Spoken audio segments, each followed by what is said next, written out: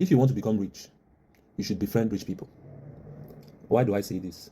When I was back home in Nigeria, there are some people who I was friends with, and most times people around them, when they try to reach out to them, they might not even pick their calls or even let them know where they were. But I had access to them. And God giving me the wisdom, I did not misuse it. So it was just a very simple friendship. I came, I helped them out with errands, provided solutions to their problems, and we just hung out. And most of the time, I saw that people wanted to have access to them, but they couldn't. And I never asked for anything. And sometimes when I provide services for them, I get paid more than the service actually required. And this kept me thinking that if you want to maintain friendship and keep friendship with rich people, you have to provide value. You have to create value. You also have to give them a mindset that you're very self-sufficient. And even when things maybe came to a point when I needed help, if I asked for help, they were forthcoming, knowing fully well that yes, I really needed that help. And the only difference between myself and those who could not have access to them was the value or the perceived value that I would create.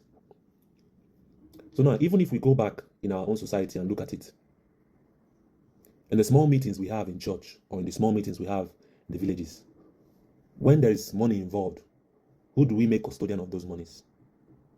It is those who are perceived as rich and wealthy, or those who are perceived to have the capacity to return those money kept with them, or to return the service that money would offer when the time comes. It is a sense of social bias. I'm not the one who made it. It's just the way the society is. People would rather give money to a rich man than give money to a poor school teacher to keep. Yes, even if the teacher has the ability to keep accounts, keep the books clean and everything, both of them have a tendency to squander the money or use the money for whatever gains they want to use it for. But people would rather give it to somebody they know that has the capacity to return that money or return whatever services that money would offer.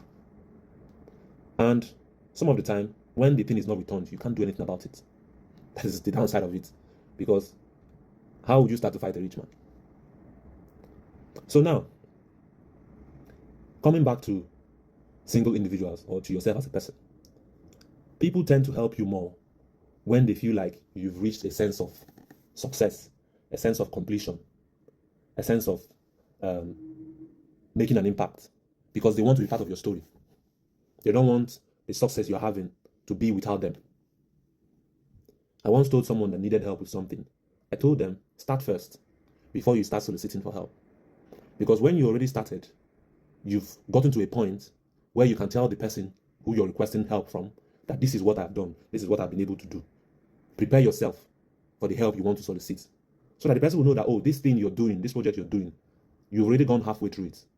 So meaning that me investing in it or putting my support into it means that I'm just pushing you to reach that success. I'm working with you to attain that success. I'm going with you on your journey to attain that success. But these days, I won't say some people like it free or some people like not to do the work. But then again, for those of you who have access to people who are wealthy, keep at it. Do not misuse that access, because it's going to take you far, and the rewards that comes from it is enormous. There's a very sweet link between value and wealth when you want to befriend those that will teach you how to catch the fish. Because when you misuse that access, you might not be able to get it again. There are so many people that you feel that are around the richest people now who they don't even ask them for money. They are building connections. Because when that value they want to create, the time for it lands is when they request. And whatever they request at that time will be granted.